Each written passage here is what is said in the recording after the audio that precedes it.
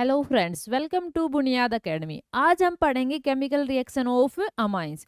उसमें से chemical reaction हमने 4 से 5 हम डिस्कस करेंगे अमाइंस की, लेकिन दो केमिकल रिएक्शन नहीं, एक केमिकल रिएक्शन हम पिछले क्लास में डिस्कस कर चुके हैं। कौन सी? असाइलेशन वाली, बेंजोइलेशन वाली। और एक और डिस्कस की थी हमने, कार्बल अमाइन रिएक्शन। ठीक है, जिसको हमने क्या नाम दिया था? आइसोसाइनेट टेस्ट का भी नाम दिया था और बताया था सबसे इंपॉर्टेंट रहने वाली है ये वाली रिएक्शन। उसको हमने डिटेल से समझा था।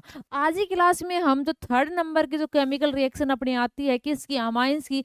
जो भी इसको भी हम एक इंपॉर्टेंट लेकर चल सकते हैं, स्टार मार्क करके रखना है। इसमें से भी यहाँ पर बोर्ड एग्जाम में भी क्वेश्चन बनता है और साथ में नीट IIT जेईई में भी यहाँ से क्वेश्चन पुटअप हो सकता है।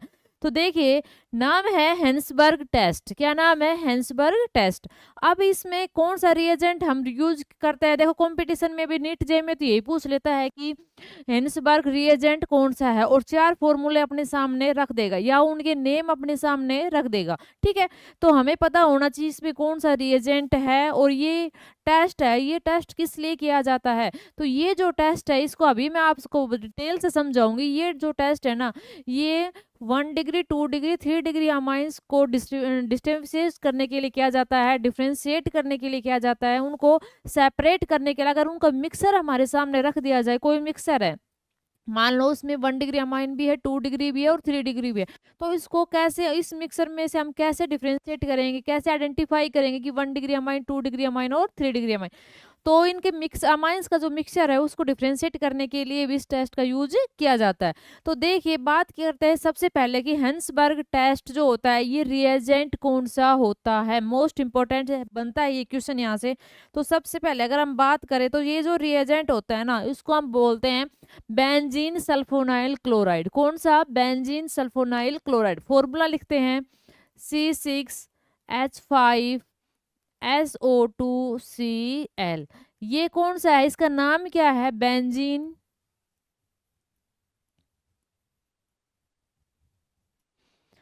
बेंजीन सल्फोनाइल, दिखाई दे रहा होगा यहाँ से, benzene sulfonyl chloride. Benzene sulfonyl chloride. तो हेंसबर्ग जो रिएजेंट होता है, हेंसबर्ग जो टेस्ट, उसमें कौन सा रिएजेंट हम यूज करते हैं? बेंजीन सल्फोनाइल क्लोराइड हम यूज करते हैं। फॉर्मूला क्या है? C6H5, मतलब बेंजीन में एक हाइड्रोजन हटा के क्या लगा दिया? SO2Cl लगा दिया। अगर हम इसको ओपन करके लिखेंगे तो हम कैसे लिख सकते हैं? इसको हम ओपन करके ऐसे लिख सकते हैं, double bond O, double bond O, और एक साइड यहाँ पर इसके साथ क्या लगा हुआ है? Cl।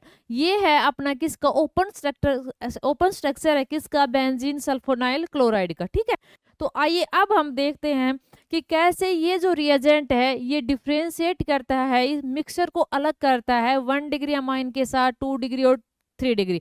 ये कैसे कैसे अपनी रिएक्शन देता है 1 डिग्री अमाइन के साथ, 2 डिग्री अमाइन के साथ एंड 3 डिग्री अमाइन के साथ। तो फर्स्ट हम रिएक्शन इसकी बेंजीन सल्फोनाइल क्लोराइड की हम करवाते हैं किसके साथ? 1 डिग्री अमाइन के साथ। तो मान लो हमने यहाँ पर लिया, फर्स्ट लिया, हम तीनों रिएक्शन अलग अलग से पढ़ेंगे। हमने लिया, मान लो, चलो नेक्स्ट स्लाइड पे हम करते हैं। सबसे पहले हमने इसकी रिएक्शन करवाई 1 डिग्री अमाइन के साथ। तो फर्स्ट है प्राइमरी अमाइन के साथ, प्राइमरी अमाइंस। प्राइमरी अमाइंस हम कुछ भी ले सकते हैं उठा के, अल्काइल ग्रुप हम कुछ भी लगा सकते हैं। 1 डिग्री अमाइन के साथ हमने इसकी क्या करवाई? रिएक्शन करवाई। तो मान लो मैंने ये ले लिया 1 डिग्री अमाइन, RNH2। तो एक H को तो मैंने ऐसे लिख लिया और एक H को मैंने ये ऐसे लिख दिया। ठीक है, NH2 लिया, ये है अपना 1 डिग्री अमाइन। इसकी रिएक्शन मैंने करवाई बेंजीन सल्फोनाइल क्लोराइड के साथ। तो मैंने उसको ओपन करके ऐसे लिख लिया बेंजीन, इसके साथ क्या लगा हुआ था? S double bond O, double bond O, और यहाँ पर अपना क्या था? Cl। जब हम इसको हीट करते हैं, हम इसकी रिएक्शन करवाते, बेसिक मीडियम देते हैं, तो होगा क्या? देखो, शॉर्टकट क्या समझो, शॉर्टकट से कैसे निकालोगे? ये जो H और ये जो Cl है ना, इसको हमें क्या कर देना है? बाहर कर देना है। क्या होगा? ये ऐसे बाहर हो जाएगा। ठीक है, मतलब -HCl यहाँ से क्या हो जाएगा? रिमूव हो जाएगा, और जो अपना प्रोडक्ट बनेगा वो क्या बनेगा? देखो यहाँ से, ये तो अपना क्या है? बेंजीन, बना दिया बेंजीन। इसके साथ क्या लगा हुआ है? S double bond O, double bond O, और इसके साथ इस सल्फर के साथ अब क्या लग गया, नाइट्रोजन N, ये H मैंने ऐसे ओपन करके लिख दिया, और साइड में कौन सा ग्रुप है, यहाँ से ये एल्काइल ग्रुप है। अब देखो एन एल्काइल, एल्काइल यहाँ पर मिथाइल इथाइल हम कुछ भी यूज कर सकते हैं, तो इसका नाम क्या हो जाएगा, एन एल्काइल बेंजीन सल्फोअमाइड। ये कौन सा मतलब बॉन्डिंग हुई है, कौन सा बॉन्ड बना है, सल्फोअमाइड, तो इसका नाम क्या हो जाएगा, एन एल्काइल बेंजीन सल्फोअमाइड। ये इसका क्या हो गया, नाम हो गया। तो अब बात की जाए आगे, ये हो गया 1 डिग्री अमाइन के साथ। पहले हम तीनों रिएक्शन लिख लेते हैं, या फिर देखो आगे इसी को डिटेल से समझते हैं। अब इसमें हमने नोटिस क्या किया, ये जो नाइट्रोजन है, इस नाइट्रोजन के पास एक हाइड्रोजन है, क्या है, इस नाइट्रोजन के पास एक हाइड्रोजन है, ये रहा। और जो ये हाइड्रोजन है ना, इसका नेचर की हम बात करेंगे तो इसका नेचर है एसिडिक इन नेचर। ये जो हाइड्रोजन है ये कैसा है, एसिडिक इन नेचर है। तो कोई भी बेस आएगा, किसी भी बेस के साथ हम इसके आगे रिएक्शन कंटिन्यू करवाएंगे तो वो बेस क्या करेगा, इस हाइड्रोजन को एब्स्ट्रैक्ट कर लेगा, ये एक साल्ट बन जाएगा। साल्ट बन गया तो ये क्या है, वाटर में क्या होगा, ये सोल्यूबल होगा। क्लियर है। तो ध्यान रखना, ये अब ये एसिडिक है, क्यों है एसिडिक, इसकी बात समझो। ये कैसे आया एसिडिक, क्योंकि इसके साथ में एक सल्फोनाइल जो ग्रुप लगा हुआ है, ये एक इलेक्ट्रॉन विड्रॉइंग ग्रुप है, और ये भी स्ट्रॉन्ग इलेक्ट्रॉन विड्रॉइंग ग्रुप है। तो ये जो ग्रुप है, ये ग्रुप कैसा है, सल्फोनाइल वाला group, strong electron withdrawing group है। ये इलेक्ट्रॉन डेंसिटी अपने साइड लेगा तो इसका नेचर क्या हो जाएगा, एसिडिक नेचर हो जाएगा। ठीक है। तो ये एसिडिक नेचर है, एसिडिक नेचर है तो लिख सकते हैं ये वाटर में क्या होगा, सोल्यूबल। तो ये जो बना है ये वाटर में क्या है, सोल्यूबल इन एल्कली लिख सकते हैं, बेसिक में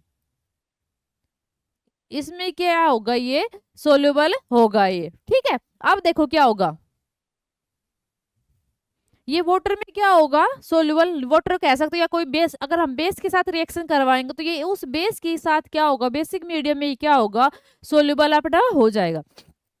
अगर इसी जगह हम इसकी रिएक्शन करवाएं 2 डिग्री अमाइन के साथ, किसके साथ हम इसकी रिएक्शन करवाएं, 2 डिग्री अमाइन के साथ अगर हम इसकी रिएक्शन करवाएं तो क्या होगा, देखो तो होगा क्या, हमने ये लिया 2 degree amine R N H, और दूसरा भी हमने इस एच को हम ओपन करके लिख लेते हैं, यहाँ पे दूसरा ये क्या लगा दिया मैंने, आर ग्रुप लगा दिया। इसकी हम रिएक्शन वापस इसी के साथ करवाई, बेंजीन सल्फोनाइल क्लोराइड के साथ इसकी हमने क्या करवाई, रिएक्शन हमने इसकी करवा दी। अब क्या होगा, देखो अब भी वो सेम काम होगा। इसमें क्या प्रेजेंट है, ये रहा HCl, ये HCl क्या हो जाएगा, बाहर रिमूव हो जाएगा, तो माइनस HCl यहाँ से भी रिमूव हो जाएगा, और बचेगा क्या, वो देखो क्या बचा, ये वाला part as it is benzene, ये S डबल बॉन्ड O, ठीक है। यहाँ पे ये क्या आ जाएगा, नाइट्रोजन, ये R ग्रुप, और इसके साथ ये दूसरा R ग्रुप। ठीक है। यहाँ से भी क्या बना, एन डाई, देखो ये इसके नेम में नहीं लिख रही क्योंकि आयुपैक नेम जब हमने सीखा था इसका नेम बढ़ाना सिखाया था। 2 डिग्री कैसे लिखते हैं हम, एन डाई एल्काइल बेंजीन सल्फोअमाइड। ठीक है, ये इसका नाम हो जाएगा। अगर इसकी बात की जाए ना, जब इसने 2 डिग्री अमाइन के साथ रिएक्शन की तब इस टाइम क्या हुआ, कोई भी H यहाँ पर हाइड्रोजन प्रेजेंट नहीं है। अब हाइड्रोजन प्रेजेंट नहीं है तो मीन्स आगे आगे हम अगर इसकी बेस के साथ रिएक्शन करवाएंगे तो ये जो है ये बेस के साथ क्या नहीं देगा, रिएक्शन नहीं देगा, क्योंकि ये अब क्या नहीं है, यहाँ पर हाइड्रोजन प्रेजेंट नहीं है। तो ये क्या हो जाएगा, इनसोल्यूबल इन एल्कली या बेसिक मीडियम। ये बेस में अब क्या होगा, अपना इनसोल्यूबल अपना ये हो जाएगा। तो इन दोनों को एक बार ध्यान से देखो, ये इसके साथ क्या है, बेस में क्या है अपना ये, या बेस या एल्कली कुछ भी आप यहाँ पर लिख सकते हो। तो 1 डिग्री अमाइन और 2 डिग्री अमाइन का समझ में आया कैसे डिफ्रेंशिएट किया। 1 डिग्री अमाइन जो है वो बेंजीन सल्फोनाइड के साथ अगर रिएक्शन करेगा तो आगे वो बेस में क्या हो जाएगा, सोल्यूबल हो जाएगा। क्यों, क्योंकि यहाँ पर एसिडिक हाइड्रोजन प्रेजेंट है।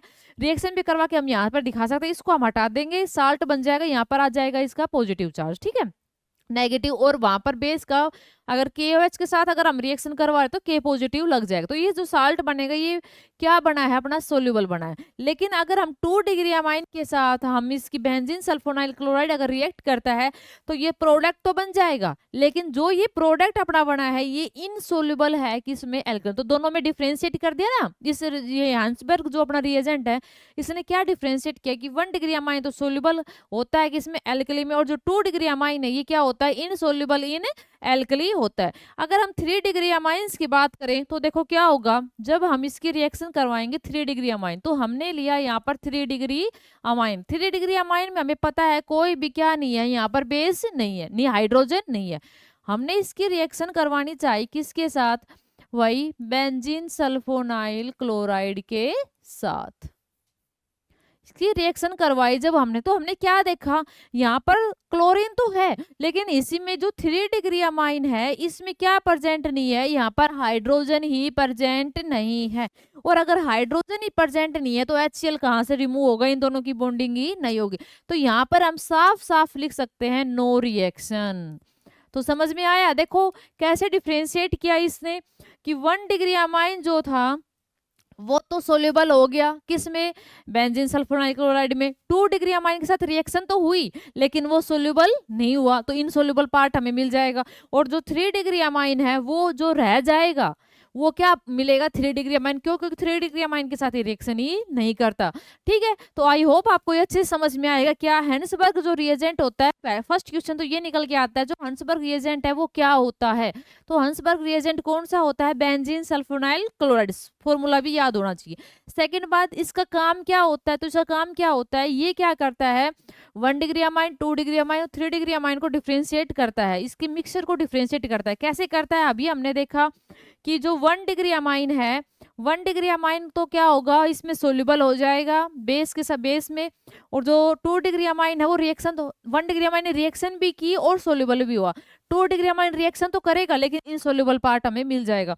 और जो 3 डिग्री अमाइन है वो हेंसबर्ग रिएजेंट के साथ क्या नहीं करता, रिएक्शन ही नहीं करता, वो इस मिक्सर में एज इट इज हमारे सामने जो बच जाएगा वो हम क्या समझेंगे, वो क्या है 3 डिग्री अमाइंस है। ठीक है, तो आज का जो टॉपिक था ये मोस्ट इंपोर्टेंट अपनी केमिकल रिएक्शन थी हेंसबर्ग रिएजेंट के साथ किसकी, अमाइंस की। मोस्ट इंपोर्टेंट, इसको ध्यान से समझना है, इसमें 1 मार्क्स के भी क्वेश्चन निकल के आते हैं। आई होप आपको ये अच्छे से समझ में आया होगा। अगर कोई भी डाउट आता है तो आप कमेंट बॉक्स में जरूर लिखें। Thanks for watching.